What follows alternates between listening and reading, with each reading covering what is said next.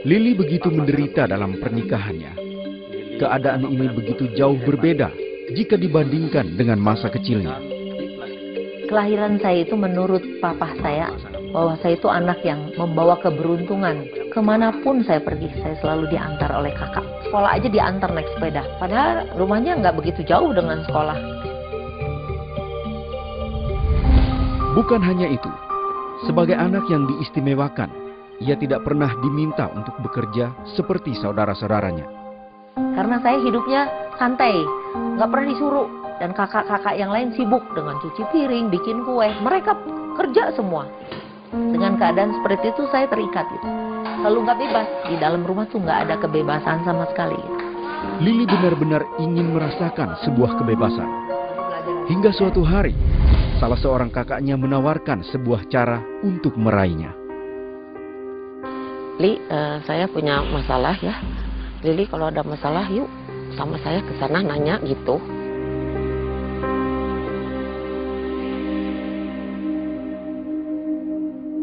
Dari situ awal pertama saya mengenal yang namanya ramal. Lalu kakak saya bilang, kamu mau tanya apa? Tanya aja. Ya, saya bilang, saya ingin merasakan satu kebebasan. Saya tuh hanya ingin bebas. Lalu dia bilang, saya akan berikan. Saya dibawa ke tempat yang belum pernah saya rasakan seperti itu. Saya sudah lupa siapa saya. Saya merasakan puas, mau berbuat apapun, bebas. Di tempat itu saya aman. Lili seakan menemukan kebebasan yang selama ini ia cari. Namun di usia 22 tahun, kebebasan itu kembali dirampas ketika orang tuanya meminta Lili untuk segera menikah. Papa bilang, kamu harus menikah. Ini demi kebaikan Lili. Lili sudah besar. Padahal saya belum mau menikah. Aku belum siap dan ini semua, Pak. Saya belum puas. Saya masih mau main.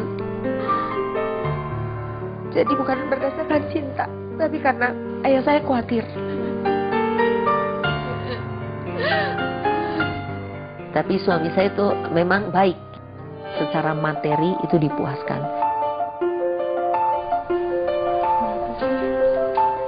Ngapain? Bagus ya. Tapi setiap pagi ditinggalin, siang itu saya sendiri. Tidak ada komunikasi sama sekali. Pernikahan saya berjalan tanpa saya rasakan yang namanya cinta. Yang ada di dalam hidup saya adalah sombong. Saya foya-foya. Saya bisa beli emas, permata. Saya pergi dengan teman-teman, kemana aja. Setelah itu, tetap ketika saya pulang ke rumah, saya merasa sepi. Entah kenapa, di tengah segala kemewahan itu, ia merasa kosong. Ya, saya merasa sendiri aja. Jauh dari siapapun. Ya, pelarian saya.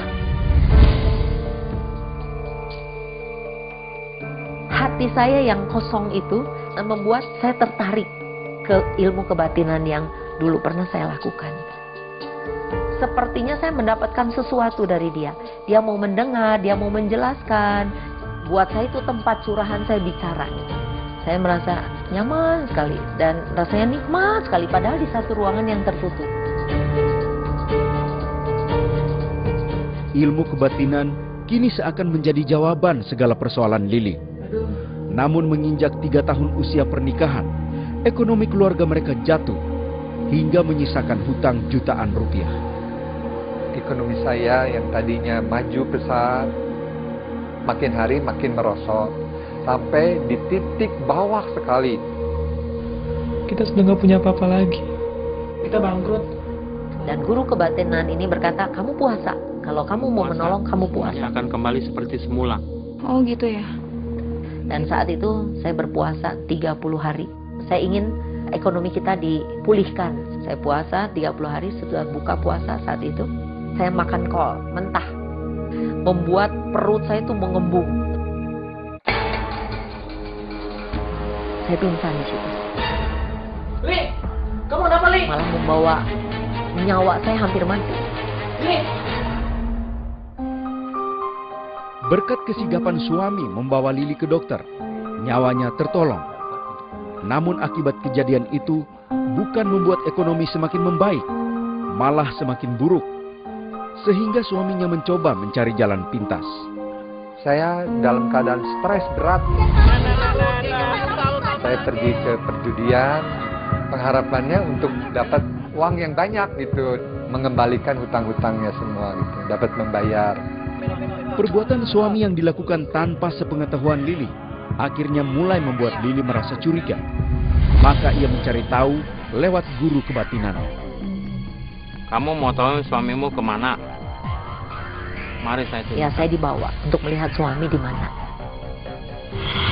Memang satu kali saya melihat dia memang sedang bermain judi.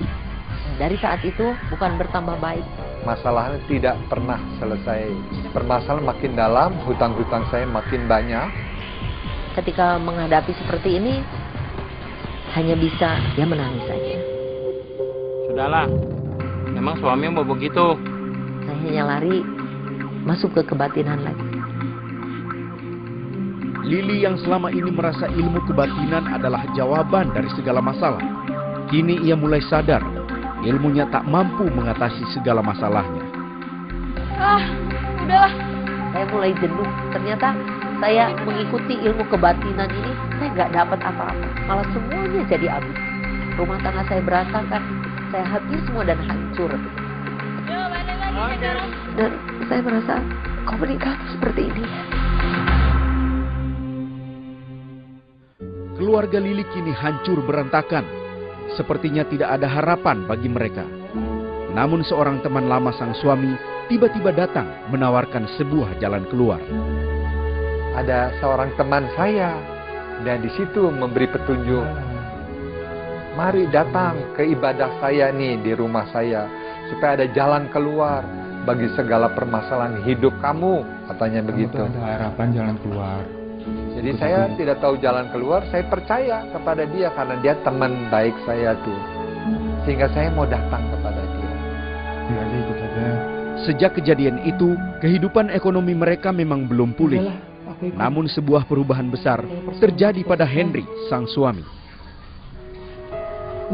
Ini kok bawa makanan buat kamu? Beberapa bulan kemudian saya melihat ada satu perubahan di mana ada pendekatan, sering ngobrol, suami ya diam di rumah, lebih perhatian. Heran gitu, kok suami saya seperti itu gitu. Karena keingintahuan saya di situ, dan saya kan sudah bosan dengan ilmu kebatinan yang membuat saya hancur itu. Akhirnya saya ingin tahu gitu. Akhirnya suami saya mengajak dan saya hadir. Ketika menghadiri pertemuan itu, ia mendengar sebuah pesan yang mengguncang hatinya. Dia katakan ada satu nabi yang berkata bahwa dia berkata, akulah jalan, akulah kebenaran, akulah hidup. Rasa penasaran membuat Lili menguji kebenaran perkataan itu. Dengan berani, ia melontarkan sebuah tantangan. Kalau engkau adalah nabi, jalan kebenaran dan hidup, Jika engkau memang jalan kebenaran dan hidup, berikan kepada saya satu anak laki-laki. berikan saya anak laki-laki. Saat saya melahirkan anak yang ketiga, dokter mengatakan bahwa saya tidak boleh punya anak lagi karena saya pendarahan. Jadi tidak diperbolehkan memiliki anak lagi. Nyatakan kuasa Tuhan bahwa engkau adalah jalan Jika engkau kebenaran memang dan jalan hidup. kebenaran dan hidup, Berikan itu kepada saya satu anak laki-laki. Saya akan lepaskan semua. Hidup saya untuk Tuhan. Lili tak pernah membayangkan apa yang terjadi kemudian sungguh di luar dugaannya. Dalam waktu singkat, saya memang diberikan anak laki-laki.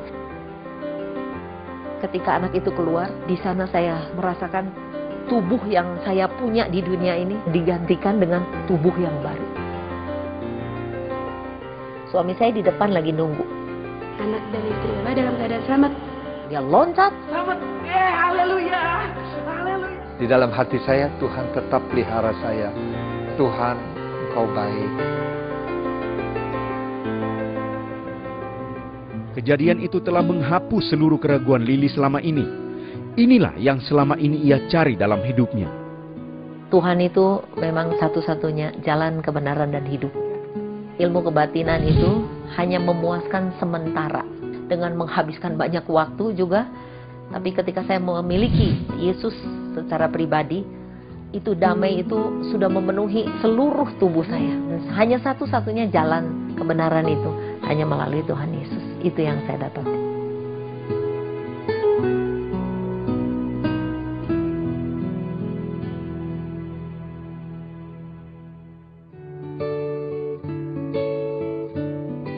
Sejak kejadian itu, perlahan ekonomi maupun keluarga Lili terus dipulihkan. Hidupnya terus bertumbuh di dalam kasih Tuhan. Setelah saya mengenal Yesus secara pribadi, saya sudah tidak mengikuti lagi ilmu kebatinan. Hubungan dengan suami dipulihkan dan cinta kami sepertinya cinta awal, pertama lagi, cinta mula-mula. Begitu saya terima Yesus, saya sekarang sudah mengerti bagaimana Tuhan itu baik sekali ya, sehingga memulihkan keadaan keluarga saya. Dia nggak sombong. Dulu sombong, suaminya sombong, Lilinya juga sombong. Tapi sekarang enggak. Lili berubah banyak. Kalau dulu kan sifatnya keras. Kalau sekarang enggak jauh. Ada kasih, banyak kasih. Ilmu kebatinan buat saya itu satu kesia-siaan. Tetapi ketika Tuhan Yesus yang saya kenal, yang hidup, membuat saya menjadi hidup, khususnya di dalam suami istri, di dalam keluarga, diberkati Tuhan luar biasa.